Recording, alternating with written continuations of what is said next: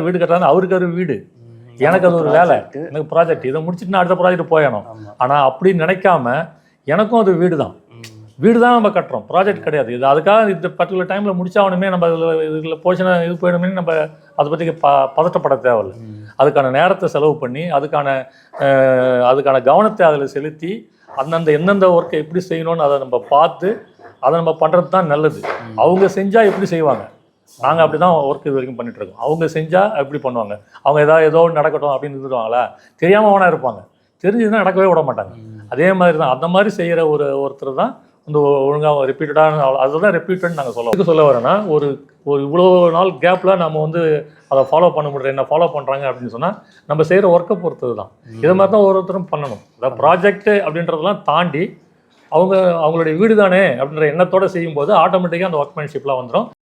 கான்ட்ராக்டர்ன்றவருடைய ethical responsibility, அதாவது ஒரு contractor எந்த அளவுக்கு ஒரு இம்பார்ட்டண்ட்டான ஒரு ரோல் ப்ளே பண்ணுறாரு. அப்போ கான்ட்ராக்டர் எந்த அளவுக்கு ஒரு ரெஸ்பான்சிபிளான ஒரு பர்சனாக இருக்கணும். ஒரு கிளையண்ட்னா கான்ட்ராக்டர் எப்படி பார்க்கணும்? ரைட். அது எப்படின்னா எல்லா பிஸ்னஸும் கான்ட்ராக்டர் வீடு கட்டுறாங்க, இல்லை ஒரு பில்டிங் பண்ணுறாங்க, ஏதோ ஒரு ப்ராஜெக்ட் பண்ணுறாங்க, அது மட்டும் கிடையாது. எல்லா பிஸ்னஸும், நான் பொதுவாகவே டாக்டர்ஸ்ட்டு போனால், கவர்மெண்ட் டாக்டர்ஸில் ஏதாவது ஈவன் இப்போ என் பிள்ளைக்கே உடம்பு சரியில்லைன்னு போனால் அவங்க அதை பார்க்கும்போது நான் டாக்டரை ரொம்ப ஸ்பெசிஃபிக்காக கோபமாக சொன்ன ஒரு வார்த்தை, சார் உங்களுக்கு அவன் பேஷண்ட்டு, எனக்கு அவன் பையன், அதை நீங்கள் மனசில் வச்சு செய்யுங்கன்னு நிறைய பேர் நான் பேசியிருக்கேன். அது உண்மை, எல்லாருக்கும் அது தெரியும்.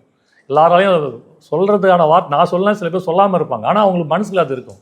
அதே தான் இப்போ ஒரு வீட்டுக்கார் வீடு கட்டுறாங்க, அவருக்கு ஒரு வீடு, எனக்கு அது ஒரு வேலை, எனக்கு ப்ராஜெக்ட், இதை முடிச்சுட்டு நான் அடுத்த ப்ராஜெக்ட் போயணும்.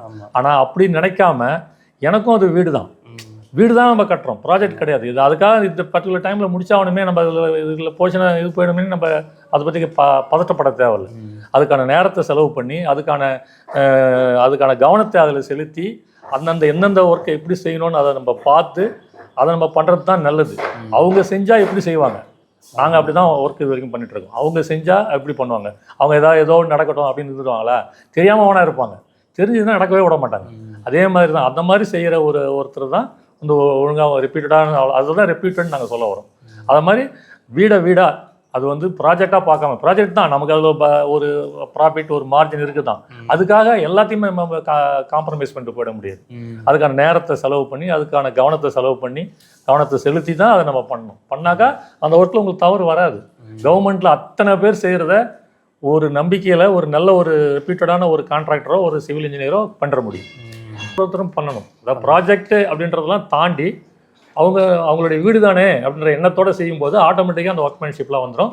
ரெண்டாவது நான் கவர்மெண்ட் சைடில் ஒர்க் பண்ணிவிட்டு அதுக்கப்புறம் வெளியே வந்ததால் கவர்மெண்ட் ப்ரொசீஜர், கவர்மெண்ட்டுடைய ஸ்பெசிஃபிகேஷன் எப்படி இந்த ஒர்க்கை பண்ணணுன்றது எனக்கு தெரியும். ஐஎஸ் கோடு படியும் ஸ்பெசிஃபிகேஷன்ஸ் இருக்குது. ஒரு ஒர்க்கையும் எப்படி செய்யணும், வுட் ஒர்க்னா இப்படி பண்ணணும், பிளாஸ்டிக்னா இப்படி பண்ணணும், ரூப்னா இப்படி தான் போடணும், ஷிவரிங் இப்படி பண்ணணும், இதெல்லாம் டெஸ்டிங் பாயிண்ட் இருக்குது. இது எல்லாத்தையும் நம்ம ஃபாலோ பண்ணுறதால நம்மள ரெப்யூட்டாக கூப்பிட்றாங்க, திரும்ப கூப்பிட்றாங்க. நம்ம போய் மெயின்டெனன்ஸ்லாம் நான் செய்கிற பிள்ளைங்க நிறையா மெயின்டெனன்ஸ் நானே தான் பண்ணுறேன், இன்னும் நான் பண்ணிட்டுருக்கேன். அந்த லிங்க் எனக்கு அதுதான். ஸோ இப்போ வைத்தியநாதன் சார் கூட இன்ஃபேக்ட் எனக்கே ஞாபகம் இருக்குது. நான் சின்ன பையனாக பார்த்தது, நீ ஃபீல்டு வந்துட்டியப்பா அப்படின்ட்டுலாம் கேட்டார்.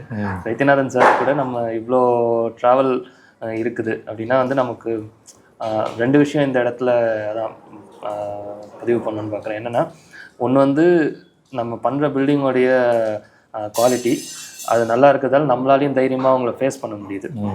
ரெண்டாவது நம்ம பண்ணுற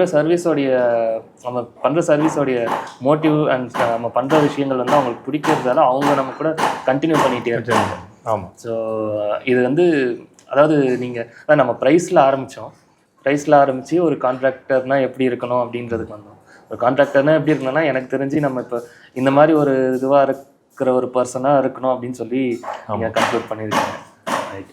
ஸோ அந்த எத்திக்கு அப்படி தான் வரும். நம்ம வேலையாக நினச்சி அது உங்களுடைய வீடு தானே நினச்சி செய்யும்போது ஆட்டோமேட்டிக்காக நம்ம கவனத்தை செலுத்த முடியும், எல்லாமும் பண்ணி கொடுக்க முடியும். ஓகே. சூப்பர். ஸோ நம்ம ஃபர்தராக நிறையா பேசுவோம். தேங்க்யூ ஃபார் வாட்சிங். நம்ம ஃபர்தராக நிறைய வீடியோஸில் நிறைய விஷயங்கள் பேசி தெரிஞ்சுக்கோம்.